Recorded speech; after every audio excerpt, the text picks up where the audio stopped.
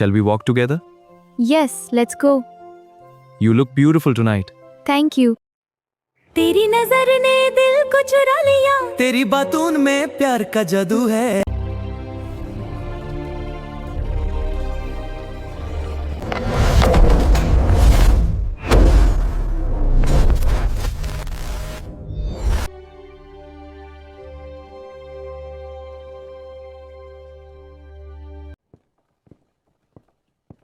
Court is now in session.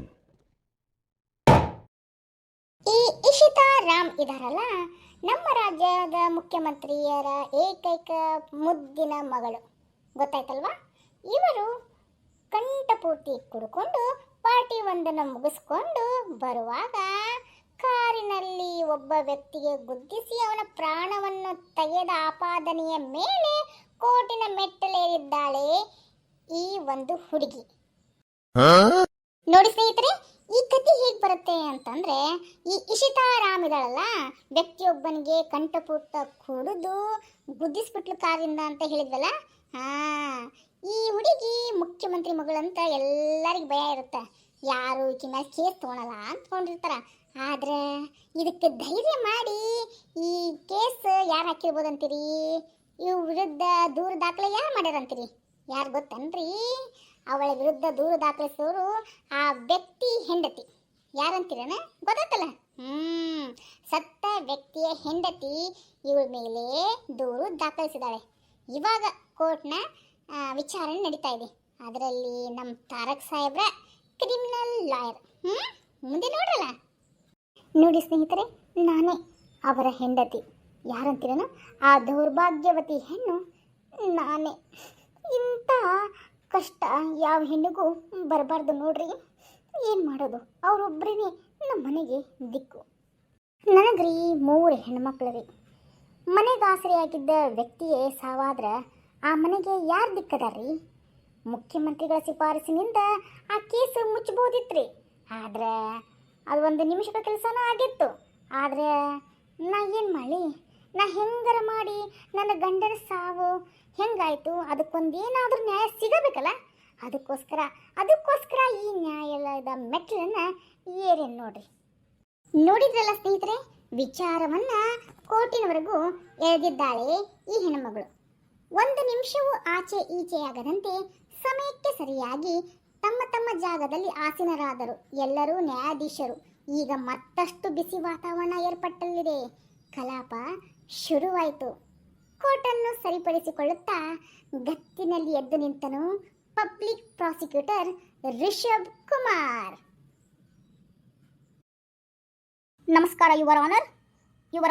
ಇಲ್ಲಿ ಆರೋಪಿಯಾಗಿ ನಿಂತಿರುವ ಈಕೆ Ishita Ram. Disco party pub ಅಂತ ಯಾವಾಗಲೂ ಮಸ್ತಿ ಮಾಡುತ್ತಾ ಮೋಜಿನಲ್ಲೇ ತೇಲುವ ಈ ಹುಡುಗಿ ಪ್ರತಿದಿನ ಮನೆ ತಲುಪುವುದು ರಾತ್ರಿ 12 ಗಂಟೆ ಹೊತ್ತಿಗೆನೆ. ಈಕೆಯ ಮೋಜಿಗೆ ಬಲಿಯಾಗಿರುವುದು ಒಬ್ಬ ಅಮಾಯಕ. ಕುಡಿದ ಅಮಲಿನಲ್ಲಿ ಮಹೇಶ್ ಎಂಬುವಾತನಿಗೆ ಗುದ್ದಿ ಅವನನ್ನು ಆಸ್ಪತ್ರೆಗೂ ಸೇರಿಸದೆ ಮತ್ತಿನಲ್ಲಿ ಕಾರಿನಲ್ಲಿಯೇ ಪ್ರಜ್ಞೆ ಇಲ್ಲದೆ ಬಿದ್ದಿದ್ದಳು. ಮರುದಿನ ಅದನ್ನು ಕಣ್ಣಾರೆ ಕಂಡ ಸಾಕ್ಷಿ ವಿಶ್ವನಾಥ್ ಎಂಬ ಚಹಾ ಅಂಗಡಿಯವನು. ಯುವರ್ ಆನರ್, ವಿಶ್ವನಾಥ್ ಎಂಬ ಚಹಾದಂಗಡಿಯವನನ್ನ ಕಟಕಟೆಗೆ ಕರೆಯಲು ಅನುಮತಿ ಕೋರುತ್ತೇನೆ. Permission granted. Vishwanath Vishwanath Vishwanath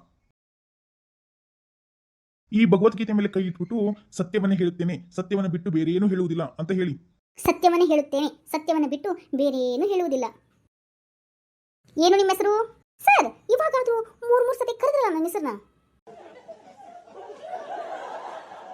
order ರೀ, ಅವ್ರು ಎಷ್ಟು ಸತಿ ಆದ್ರೂ ಕರೀಲಿ. ನಿಮ್ಮ ಹೆಸರು ಏನಂತ ನಾ ಕೇಳ್ತಾ ಇದ್ದೀನಲ್ಲ. ಏನ್ ನಿಮ್ಮ ಹೆಸರು? ಅದು ನನ್ನ ಹೆಸರು ವಿಶ್ವನಾಥ್. ಯಾಕ್ರಿ ಎಷ್ಟು ತಿಣಿಕಿ ಹೇಳ್ತೀರಿ? ಯಾಕ ನಿಮ್ಮ ಹೆಸರು ಏನಾದ್ರು ನೆನಪಾಗ್ಬಿಟ್ರಿ ಮತ್ತೆ?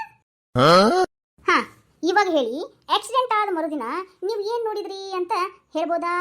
ಸರ್, ಹೇಳ್ತೀನಿ ಸರ್, ಅದಕ್ಕೇನು ನೀವೇನು ಹೇಳಿ ಅಂತ ನನಗೆ ಅತಿಯಾದ ರೆಸ್ಪೆಕ್ಟ್ ಕೊಡಕ್ಕೆ ಹೋಗ್ಬಿಡ್ರಿ ಸರ್. ನಾನು ಹೇಳ್ತೀನಿ ರೀ.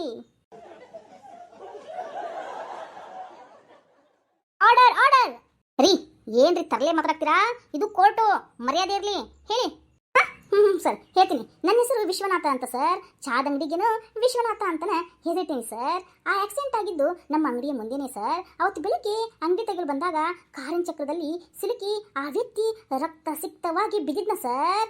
ಆದರೆ ಈ ಮೇಡಮ್ಗೆ ಎಚ್ಚರವೇ ಇರಲಿಲ್ಲ ಸರ್. ಸ್ಟೇರಿಂಗ್ ಮೇಲೆ ತಲೆ ಹಾಕಿ ಮಲಗಿದ್ರು. ನಾನು ಅವಾಗ ಓಡ್ಕೊಂಡು ಬಂದ್ಬಿಟ್ಟು ಪೊಲೀಸರಿಗೆ ಫೋನ್ ಮಾಡಿದೆ ಸರ್. ಇದನ್ನೆಲ್ಲ ಇನ್ಫಾರ್ಮೇಶನ್ ನಾನೇ ಸರ್ ಪೊಲೀಸರಿಗೆ ಕೊಟ್ಟಿದ್ದು. That's all your honour. ಈ ಕೇಸಿನಲ್ಲಿ ವಾದಿಸುವ ಅವಶ್ಯಕತೆಯೇ ಇಲ್ಲ. ಇಲ್ಲೇ ಸ್ಪಷ್ಟವಾಗಿ ತಿಳಿಯುತ್ತಿದೆ ಈಕೆ ಕುಡಿದು ಆ ವ್ಯಕ್ತಿಗೆ ಆಕ್ಸಿಡೆಂಟ್ ಮಾಡಿದ್ದಾಳೆ ಅಂತ. ಅಷ್ಟೇ ಅಲ್ಲ, ರೆಸ್ಟೋರೆಂಟ್ನಲ್ಲಿ ಪಾರ್ಟಿ ಮುಗಿಸಿಕೊಂಡು ಹೋಗುವಾಗ ಇವ ಡ್ರೈವರ್ ಹೇಳಿದಂತೆ ಎಷ್ಟೇ ಕೇಳದ ಮಾತು ಕೇಳದನೆ ಇವರನ್ನೇ ಡ್ರೈವ್ ಮಾಡಿಕೊಂಡು ಹಂಗೆ ಕುಡಿದ್ಬಿಟ್ಟು ಅಲ್ಲೇ ಅವ್ರ ಡ್ರೈವರ್ನು ಬಿಟ್ಟು ತಾನೇ ಕಾರ್ ಓಡಿಸ್ಕೊಂಡು ಬಂದಿದ್ದಾಳೆ ಯುವರ್ ಆನರ್. ಯಾಕಂದ್ರೆ ಈ ವಿಷಯ ಸಿಸಿ ಕ್ಯಾಮೆರಾದಲ್ಲಿ ರೆಕಾರ್ಡ್ ಆಗಿದೆ ಯುವರ್ ಆನರ್. ಈಕೆಗೆ ಕಠಿಣ ಕಾರಾಗೃಹ ಶಿಕ್ಷೆ ಆಗಬೇಕೆಂದು ಕೋರಿಕೊಳ್ಳುತ್ತೇನೆ ಯುವರ್ ಆನರ್. ಎನಿ ಡಿಫೆನ್ಸ್ ಅಂತ ನ್ಯಾಯಾಧೀಶರು ಕೇಳ್ತಾರೆ. ಆವಾಗ ಕಿರುಗಣ್ಣಿನಲ್ಲಿ ಪರ ವಕೀಲರನ್ನತ್ತ ನೋಡಿದರು ಆ ಜಡ್ಜ್. ಈಗ ಎಲ್ಲರ ಕಿವಿಗಳು ಇನ್ನಷ್ಟು ಚುರುಕಾದವು. ಕಾರಣ ಏನು ಗೊತ್ತಾ? ವಾದ ಮಾಡಲು ಮೇಲೇಳುತ್ತಿರುವುದು ವಕೀಲ ಲೋಕದಲ್ಲೇ ಚತುರೆನಿಸಿಕೊಂಡ ತಾರಕ್ ಲಾಯರ್.